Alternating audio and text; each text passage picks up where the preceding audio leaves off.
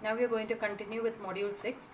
The final set of clustering algorithms that we have to learn are arbitrary shaped clustering algorithms. Now density based methods, there are two methods which we are going to learn. One is not an algorithm as such, but it is a method that is used for the initial clustering. One is dbScan and the other is optics. Both of these algorithms, we are not going to have numerical examples, but I will give you the algorithms that are being used and how exactly the clustering method is being done.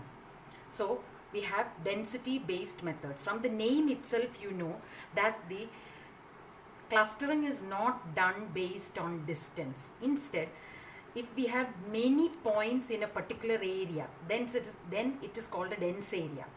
And depending on the density, high density areas will be clusters and low density areas will be counted as outliers or noise. Okay, and this method is normally used for finding arbitrary shaped clusters. Density of an object O is based on the number of objects closest to O. And dbScan, full form is density based spatial clustering applications with noise. So if you have got applications with noise, then clustering based on density, spatial clustering based on density is done using dbScan. What we do over here is we find core objects. That means core objects are those points which have got the minimum density required for an area being dense. So we find the four core objects and then the neighborhood of that particular core object is called a dense neighborhood. It connects core objects and their neighborhoods to form dense regions as clusters. So from one core object to another core object we keep connecting till we have connected all the dense areas. Then we have got clustering, arbitrary shaped clustering for dense areas. Okay, now the parameters, this is important. Two parameters are required for dbScan. One is epsilon neighborhood. Now what is epsilon? Epsilon is simply like, if we say in our terms, it's the radius of the neighborhood that is considered. The maximum radius that can be considered is epsilon for a particular point to be considered a core object. That means if I am saying that the minimum number of points for a core object is 3, then, and I have epsilon is equal to 1 centimeter, then what I will do is I will take a point O and if I have got a point over here and these are the points around my point. So this is the point O. I have 1 centimeter. I will, with this as center, I will draw a 1 centimeter circle around O. Okay, so this is my epsilon. Radius is epsilon. And I will count. I've got that minimum points is equal to 3. So I have, including this, 1, 2, 3, 4, 5 points are there inside this. So this will be a core point because I've got more than the minimum number of points in the epsilon neighborhood. So this is how we have epsilon. This radius, this area is the epsilon neighborhood. And O is a core point if the number of objects in the epsilon neighborhood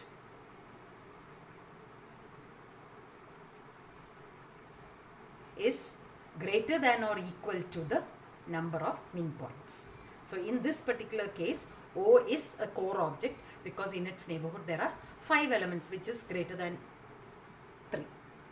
This is what we have. These are the two parameters. One is the epsilon neighborhood and the other is the min points to determine whether a particular point is a core object.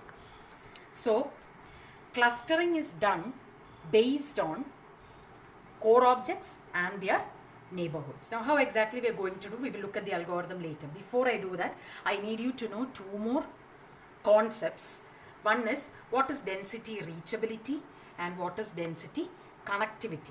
Now look at this example. These are all the points in our data set. Just imagine that these are all the points in our data set. Okay, and I have taken P as a point, as an object, and we have drawn an epsilon neighborhood for this. Now if you can see over here, it is given that min points is 3.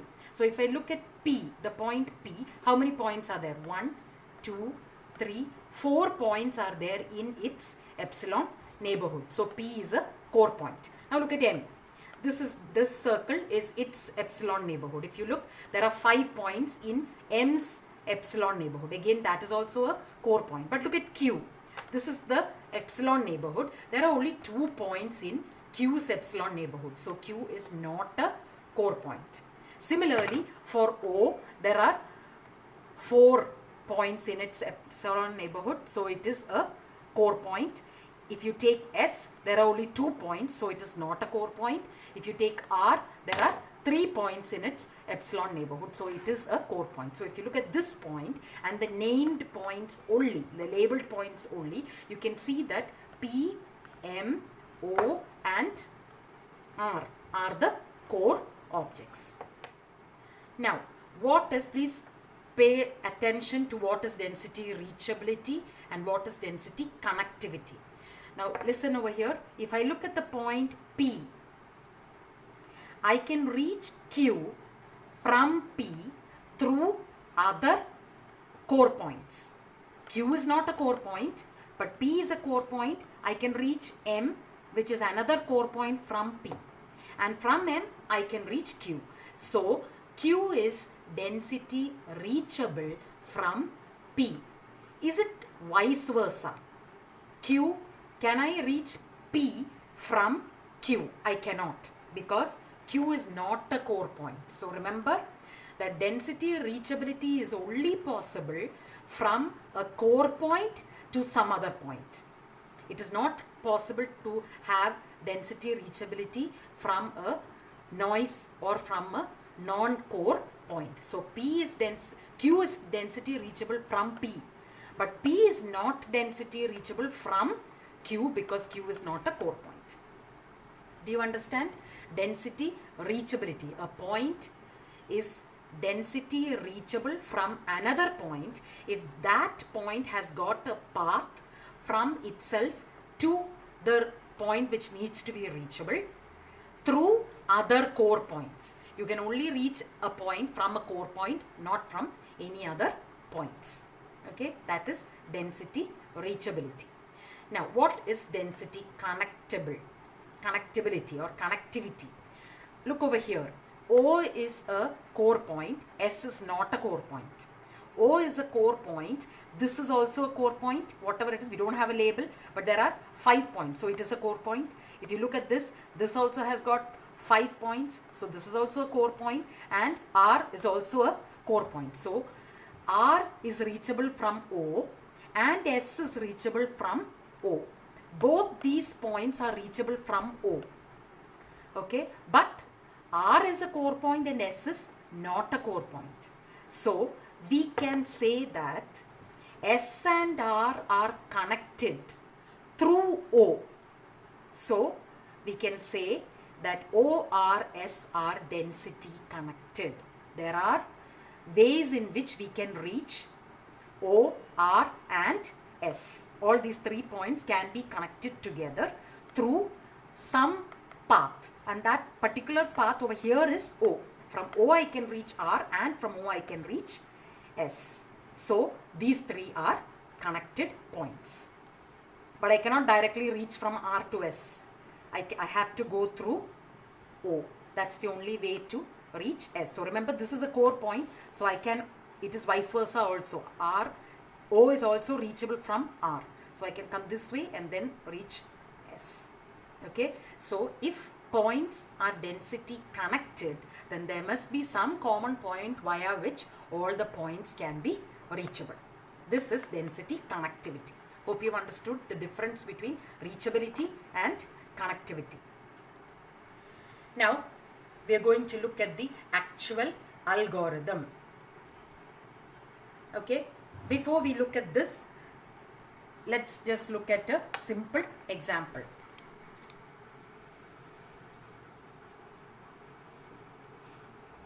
Okay, let's say that I have got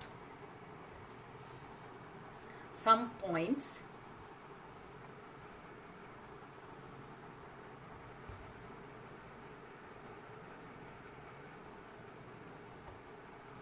and this is what I need to cluster. The first thing that we are going to do is, first step of DB scan is that all these points are marked as unvisited. That means none of them have been clustered so far. None of them have been clustered so far. Okay. Now select a point randomly. Okay. So randomly I'm going to select one point randomly. Let me select this point as my first point. Okay. And then this point will be marked as visited. This point will be marked as visited. Okay.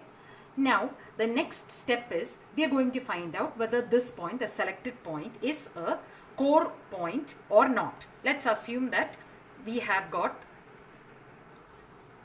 3 points, epsilon radius, and 3 points as our min point. So in this case we have 1 point here, 1 point here, and 1 point here. So this is a core object. Okay. So I have a cluster C beginning with this point, say that is XV, okay, this point, and all the points within its epsilon neighborhood is also added to this set. So say that I have A and I have B, this is also added to this, this, we are creating a cluster, and all of these values are put into another set N. N is equal to A comma B. Okay. And then again we have to take each point inside this N. Take each point inside this N and check whether these points are not already in any other, that they are not already visited. If you have these points already visited, it cannot be added to C. If they are not visited, they can be added to C.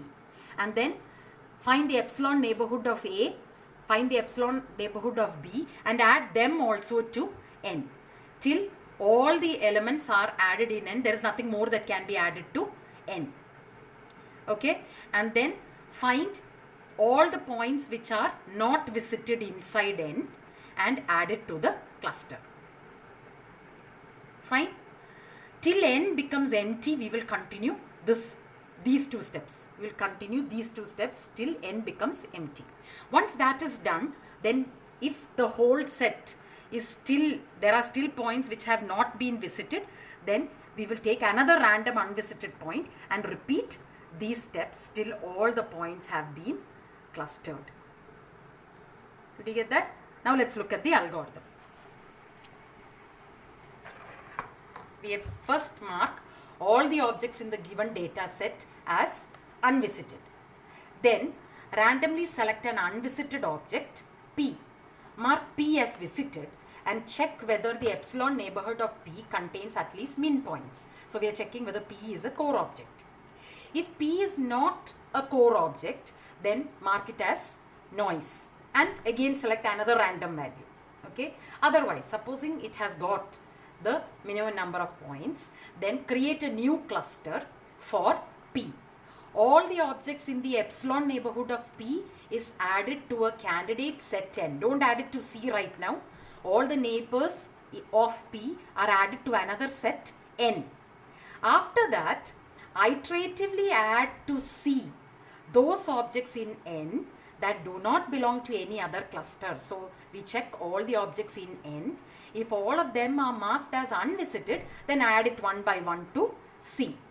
If it is already visited and it belongs to some other cluster, then don't add it to C. Just continue doing that till each element inside N, its epsilon neighborhood is also kept added to N. Okay, till there is nothing more left in N, you will keep doing this and you have the cluster C. Okay, now we are not done over here. We did only for one core point P. Maybe there are other points in D which are still unvisited. So once N is empty, then again we go back over here. We take another point which is unvisited and do the same process. To find the next cluster, DB scan randomly selects an unvisited object from the remaining ones. The clustering process continues till all the objects are visited, till there is nothing in D which is unvisited. We continue doing this. Each time we will have a cluster C, or we will have a noise. This is how DB scan is done. Now the next algorithm is optics. It's not an algorithm as such. It just gives you an order in which clustering can be done and some of the characteristics of the cluster. Okay. Now the full form of optics is ordering points to identify the clustering structure. So this is actually only identifying the clustering structure. It's not actually doing clustering, but will help us to find out what is epsilon and what is the characteristics of a particular cluster and things like that. Okay. Now the major reason is that we have the problem of determining the parameters in the case of DB scan. And if we don't select the value of epsilon and min points correctly, it is possible that our clustering will also not be correct, especially when we have high dimensional data sets. So this particular method helps us to fix the value of epsilon and min points correctly. This is what this actually does, helps us to fix the parameters. Most real world data sets may have skewed distributions and their clustering structure may not be well defined. A single set of global density parameters may not be sufficient. So for doing the clustering, if we have skewed distributions, we might use different epsilon values and different min point values for different clusters. So this is one method that will help us to do that. Okay. Now we're coming to the actual optics method. Optics overcomes the difficulty in using one set of global parameters in clustering analysis. I'll show you how that is done. This is important. Optics does not explicitly cluster data. Instead, it outputs an ordering, cluster ordering. This linear list represents the clustering structure of the data set. So, bigger clusters to smaller clusters or smaller clusters to bigger clusters, that ordering is given over here. Okay, the cluster ordering can be used to extract basic information like cluster centers, arbitrary shapes, intrinsic cluster structure, and visualization is possible. This is the advantage of using optics. Now just let's look at two parameters that would be required. Okay, to get the different clusters later on when we want to use clustering algorithms, we will need objects have to be processed from increasing order of epsilon value. Okay, in the increase. So the smallest, tightest clusters, higher density clusters will be processed first. So if we have smaller epsilon values, that should be processed first because that is the highest density. To larger density clusters. That is how the ordering will be used. Now, what is core distance and what is reachability distance? This is important for optics. Core distance is the minimum distance that would make an object a core point. Okay, so any point that we take, we will draw, if 5 is our min point, then we will draw a circle with the furthest fifth point. So if you look over here, 1, 2, 3, 4, and this is the fifth point which is the closest to P. So that is our radius. This is our core distance for P. So the core distance of P is 3 millimeter. Okay, because 5 was given as the min point. That is why this is the core distance, because minimum 5 points if I want, then that is, it has to be 3 millimeter. Okay, now reachability distance. Reachability distance is simply if you take any point from the core distance. Okay, if that point lies inside the core distance of P, then the reachability distance is the core distance of P itself. So in this particular case, Q1 lies inside the core distance of P. So the reachability is this 3 millimeter. Okay, but if you look at Q2, it lies outside the core distance of P. So we have to find the maximum of the distance between P and Q and the core distance. Whichever is maximum, that is the reachability distance. So in this case, if this distance and this distance is considered, then the maximum distance is the core distance. So the reachability distance of P comma Q1 is 3 millimeter. But if you look at the core distance and the distance between P and Q2, the maximum distance is P of distance of P and Q2. So reachability distance between P and Q2 is distance of P comma Q2. Okay, now using this reachability distance, we can create arbitrary shapes. That's the only reason why we need reachability distance over here. Now, let's look at the way optics works. This is our original cluster of points. So just with our eye itself, we can see that this is the tightest cluster. Okay, the next tightest cluster is this one or this one. One of these are the tightest clusters. Okay, now we have to look at the exact distances, only then we can know what is exactly the tightest distance. So now if we look over here, we can see that after the optics algorithm is run, this is what we get. And look at your PPT over there, you can see that some points are yellow in color. See these points over here, yellow in color, over here yellow in color, and here there are very few yellow in color. Okay, this is all marked inside. Closer points are all marked in red. Here closer points are all marked in blue, and here closer points are all marked in green. Okay, so when we look at the graph, this is what we see, and we can see that, see this distance, closest distance is over here. So this is the densest cluster. So the clustering should start over here, and we can see that there is noise. Look at the number of points with noise. So this is we can consider whatever is the point given over here. Okay, so 0.05 can be considered as our epsilon value. Okay, and everything that comes out of that 0.05 we can consider as noise. Okay, whereas over here we cannot have a single epsilon value, because over here there are smaller values and here there are larger values. So we may have to use different clusters and then join them. Reachability has to be found out and then we have to join them. So you can see over here that this is more sparsely distributed and there are noise points here and there. So we can see that this is another cluster. Then this is another cluster. This cluster is much closely, that is, it has got a higher density than this one.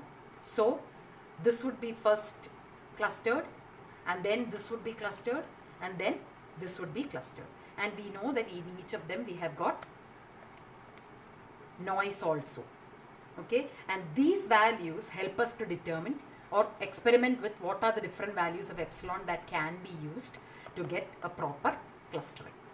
This is the ordering that is given in optics. Using this ordering and these values, we can decide what our min points should be, what are the different epsilon values that we should use, and what clusters must be clustered first. And with this, we finish clustering algorithms. I'll send you the test.